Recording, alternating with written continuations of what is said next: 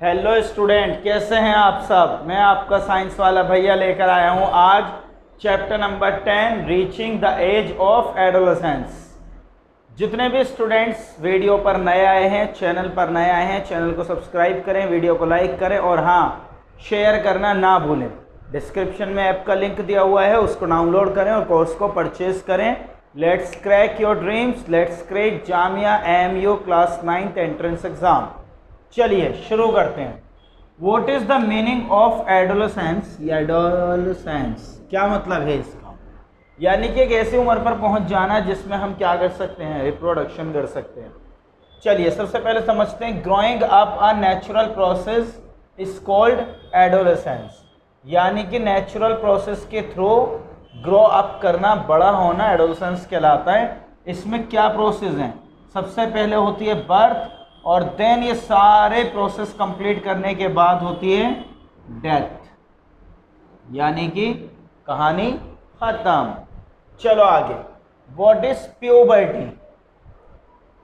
As male and female become sexual matured is called puberty.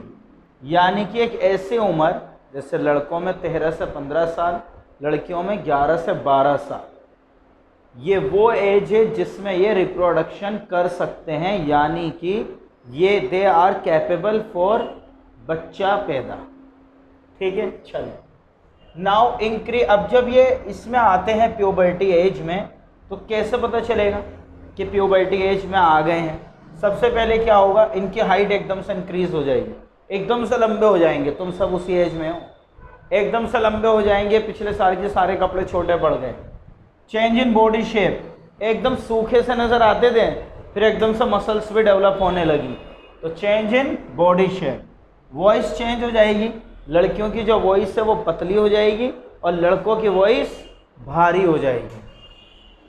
Sex organs develop होने लगेंगे, girls में chest भारी हो जाएगा, बॉयज़ में यूरिन जहाँ से आउटपुट करते हैं, पेशाब वाले रास्ते की जगह पर डेवलपमेंट्स हो जाएंगी।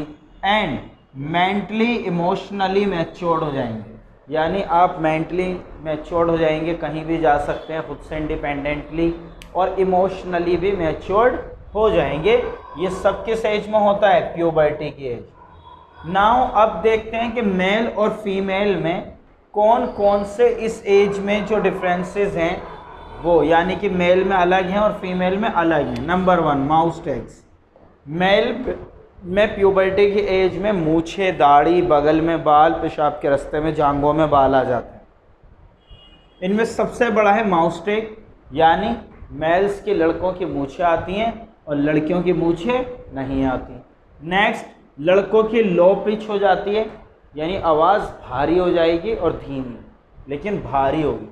लड़कियों की आवाज़ होगी एकदम पतली और शार्प। नेक्स्ट, लड़कों में मसल्स की डेवलपमेंट होगी, पूरी बॉडी में मसल्स की डेवलपमेंट, लेकिन लड़कियों में हिप की डेवलपमेंट होगी। और अब दोनों में कॉमन क्या है, हेयर अंडर आर्म्स, यानी कि बगल में बाल आ जाते हैं लड़कों के भी और लड़कियों की भी। जांघों पर बाल आ जाते हैं, हेयर्स ऑन द लेग्स या इन द लेग्स, जांघों में बाल आ जाएंगे, वो भी दोनों में कॉमन है। तो यहाँ पर ये बात हो जाती है complete. Next, what is reproduction face in human life. Human की लाइफ में रिप्रोडक्शन फेस कैसे होता है, देखो सबसे पहले करेंगे फीमेल के लिए। फीमेल में सबसे पहले होती है प्यूबर्टी, बचपना। फिर मान लो 11 ईयर्स ओल्ड, 11 साल की उम्र में इनमें ओव्यूलेशन होना शुरू हो जाता है, यानी जो इनकी बॉडी में ओवम होता है वो डेवलप्ड होकर मेंस्ट्रुअल साइकिल में कन्वर्ट हो जाता है। तो फिर हर महीने इनको पीरियड्स होंगे, लड़की को पीरियड्स होते हैं, तो उसको बोलते हैं मेंस्ट्रुअल साइकिल साइंस में, और आसान भाषा में पीरियड्स। तो ओव्यूलेशन होगा, देन मेंस्ट्रुअल साइकिल, उसके बाद में मेनार्के, फिर हो जाएगा मीनोपॉज, ये है। तो ओव्यूलेशन हो गया, मेंस्ट्रुअल साइकिल, मेनार्के यानी कि डिस्चार्ज होना शुरू हो जाएगा। देन ये शुरू कब हुआ था, 11 साल की उम्र में। 45 से 50 साल की उम्र में ये प्रोसेस हो जाएगा स्टॉप। अब कोई मेंस्ट्रुअल साइकिल नहीं होगी। क्यों? क्योंकि बॉडी में ओवम क्या हो चुके हैं, ख़त्म। नेक्स्ट चलो, अब हम सबसे पहले करेंगे हार्मोन्स। हार्मोन्स करने के लिए काम करते हैं, पहले ग्लैंड्स पढ़ लेते हैं, क्योंकि हमारी बॉडी में जितनी भी हार्मोन्स रिलीज़ होते हैं वो किसी न किसी ग्लैंड से रिलीज़ होते हैं। तो ग्लैंड्स जो होती हैं वो दो तरीके की होती हैं, एंडोक्राइन ग्लैंड्स और एक्सोक्राइन ग्लैंड्स। एंडोक्राइन ग्लैंड्स भी हार्मोन एक्सक्रीट करती हैं और एक्सोक्राइन ग्लैंड्स भी हार्मोन सेक्रेट करती हैं। बट एंडोक्राइन जो ग्लैंड्स हैं वो ग्रोथ और डेवलपमेंट के लिए हार्मोन्स रिलीज़ करती हैं और एक्सोक्राइन डाइजेशन के लिए, यानी खाना पचाने के लिए। ये बेसिक डिफरेंस है। तो एक्सोक्राइन हार्मोन्स का हमें इस चैप्टर में कुछ नहीं पढ़ना है, हमें सिर्फ एंडोक्राइन हार्मोन्स के बारे में पढ़ना है। तो अब चलिए देखते हैं हार्मोन्स क्या क्या हैं। सबसे पहला हार्मोन है ग्रोथ हार्मोन। ये क्या करता है? ये हमारी ग्रोथ का काम करता है। यानी 10 साल तक हम सिर्फ 4 फुट के थे, लेकिन 12 साल में हम एकदम से 6 फुट के हो गए। मतलब 10 साल में तो 4 फुट बढ़े, लेकिन 2 साल में कितना बढ़ गए? 6 फुट, 2 फुट बढ़ गए। तो क्या हुआ? ग्रोथ हार्मोन हमारी बॉडी में रिलीज़ हो गया और जिसने एकदम से हमारी बॉडी की हाइट बढ़ा दी, यानी हमारी बोन्स और मसल्स दोनों की डेवलपमेंट की। नेक्स्ट है थायरोक्सिन हार्मोन। ये क्या होता है? थायरोक्सिन हार्मोन थायराइड ग्लैंड्स को कंट्रोल करता है। अगर इसकी कमी हो जाती है तो थायराइड नाम की बीमारी होती है, और ग्रोथ हार्मोन की कमी हो जाती है तो पौए रह जाते हैं। अगर ये ज़्यादा रिलीज़ हो जाए तो ज़रूरत से ज़्यादा लंबे हो जाते हैं, जैसे खली। और अगर थायरोक्सिन हार्मोन की कमी हो जाए तो थायराइड नाम की बीमारी होती है। और थायरोक्सिन नाम के हार्मोन की कमी किसकी वजह से होती है? आयोडीन की कमी की वजह से। ये नमक में पाया जाता है। नेक्स्ट, एंड्रेलिन हार्मोन। एंड्रेलिन हार्मोन को इमरजेंसी हार्मोन भी कहते हैं। ये हमारी बॉडी में सिर्फ तब रिलीज़ होता है जब कोई इमरजेंसी कंडीशन है। मान लो मैं तुम्हें एक नॉर्मल तरीके से कहूँ कि पूरी जान लगा के भागो, तब भी तुम मान लो 10 किलोमीटर पर आवर की स्पीड से भाग रहे हो, लेकिन मैंने तुम्हारे पीछे कुत्ता लगा दिया तो 10 से बढ़कर तुम्हारी स्पीड कितनी हो गई? 20 किलोमीटर पर आवर। अब ये इतनी डबल कैसे हो गई? क्यों? क्योंकि इमरजेंसी थी, बॉडी में रिलीज़ हो गया एंड्रेलिन हार्मोन, जिससे स्पीड बढ़ गई।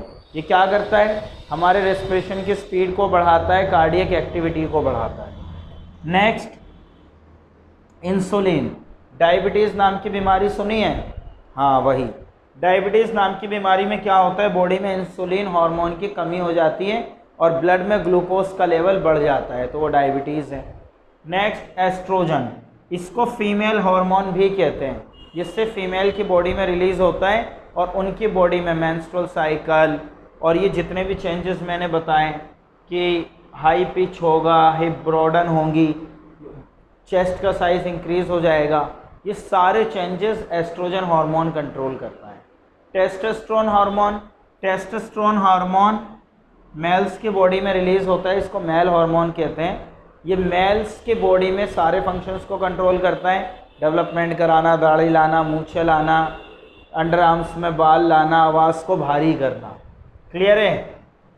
यहाँ तक बात कोई दिक्कत परेशानी नहीं है। चलिए, एक चीज़ है, अच्छा अब इस टाइम पर आप में से बहुत सारे बच्चे सोचते होंगे भाई बॉडी बनाऊंगा, भाई साहब लंबा चौड़ा हो जाऊं, एकदम मस्त दिखूं, चेहरा भी बहुत शानदार दिखे, क्रीम ला रहे होंगे, पाउडर ला रहे होंगे, फेस वॉश ला रहे होंगे। कुछ नहीं होने वाला। हॉर्मोन्स से सब कुछ होता है। जब 18 ईयर्स ओल्ड या 20 ईयर्स ओल्ड होगे, बॉडी स्टेबल हो जाएगी, सब कुछ अपने आप ठीक हो जाएगा। अभी बॉडी में बहुत ज़्यादा अनस्टेबिलिटी है हार्मोन्स रिलीज़ होने की वजह से, तो कोई भी एक्सटर्नल ड्रग्स बॉडी में डालकर कुछ नहीं होने वाला, बॉडी को नुकसान ही होने वाला है। हाँ, एक चीज़ है जिससे तुम अपने आप को अच्छा डेवलप और फिट कर सकते हो, उसका नाम है बैलेंस्ड डाइट। अब तुम्हें बैलेंस्ड डाइट में किन चीज़ों का ध्यान रखना है कि तुम्हारे पर डे जो डाइट जो तुम खाना ले रहे हो उसमें कार्बोहाइड्रेट ज़रूर लेना, फैट्स ज़रूर लेना, प्रोटीन ज़रूर लेना, विटामिन्स ज़रूर लेना और मिनरल्स ज़रूर लेना। ये पांचों चीज़ें अगर आप डेली बेसिस पर अपने फूड में ले रहे हैं तो आपकी डाइट जो है वो बैलेंस्ड है और आपकी ग्रोथ अच्छी होगी, बेहतर होगी, मेंटली भी और फिजिकली। चलिए नेक्स्ट देखते हैं एड्स क्या है। एक्वायर्ड इम्यूनोडेफिशिएंसी सिंड्रोम है और HIV ह्यूमन इम्यूनोडेफिशिएंसी वायरस। तुमने नाम आज तक सुना होगा, लोग कहते हैं HIV एड्स। इसका मतलब क्या है? देखिए, एक वायरस है जिससे एक बीमारी होती है, जैसे कोरोना वायरस है ना, कोरोना वायरस है, उससे जो बीमारी होती है वो कोरोना नहीं है, उसका नाम है कोविड-19, ये डिजीज़ है। इसी तरीके से एड्स होता है HIV नाम के वायरस से। इसका पूरा नाम क्या है? Human immunodeficiency virus. इस वायरस से एड्स नाम की बीमारी होती है, जिसे कहते हैं एक्वायर्ड इम्यूनोडेफिशिएंसी सिंड्रोम। अब आज का लास्ट टॉपिक, पुराने ज़माने में क्या होता था, लड़कियां पैदा करने के लिए किसको रिस्पॉन्सिबल माना जाता था? लड़की को, यानी कि बच्चे की माँ को। जबकि ऐसा नहीं है, रिस्पॉन्सिबल तो कोई भी नहीं है, ना तो उसके पिता ना ही उसके माता। बट एक्चुअल में साइंटिफिक कंसेप्ट अगर देखें और गलती निकालने की अगर पुराने ज़माने वाले लोग थोड़ी अकल का इस्तेमाल करते तो उन्हें पता चलता है कि भाई साहब लड़का रिस्पॉन्सिबल होता है, एक्चुअल में तो लड़की नहीं होती। और वैसे वो भी कोई जान पूछ के थोड़ी कर रहा है। This is the sex determination. Zone सा क्रोमोसोम दूसरे क्रोमोसोम के साथ पेयर बनाएगा, उसी के हिसाब से सेक्स डिटरमाइन होगा। चलिए देखिए, सेक्स डिटर्मिनेशन में क्या है। फीमेल की बॉडी में 23rd नंबर का जो क्रोमोसोम होता है उसका पेयर होता है XX। क्या होता है? XX, यानी कि ये क्या है? फीमेल है। और मेल की बॉडी में होता है XY।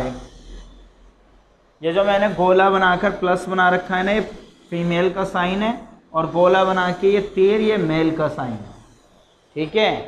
हाँ, तो अगर मान लो फीमेल की बॉडी से X वाला क्रोमोसोम आ रहा है और इसकी बॉडी में तो दोनों क्या है? X ही है, तो X ही आएगा। बट अगर मेल की बॉडी से X आया है तो यहाँ पर पेयर बन गया XX का, यानी कि जो बच्चा होगा उसका सेक्स क्या होगा? फीमेल, यानी कि वो लड़की होगी। नेक्स्ट केस में क्या है भाई? दोबारा से माँ के तरफ से तो क्रोमोसोम जो आएगा वो X ही आएगा, लेकिन पिता की तरफ से अगर Y आ गया तो अब पेयर बन गया XY, और XY पेयर होता है मेल की बॉडी।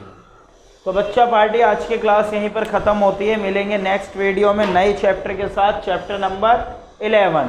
और हाँ, डिस्क्रिप्शन में ऐप का लिंक है, उसको डाउनलोड कर लें, कोर्स को परचेज कर लें और अपने फ्रेंड्स को वीडियोस और चैनल के बारे में रेफ़र करें।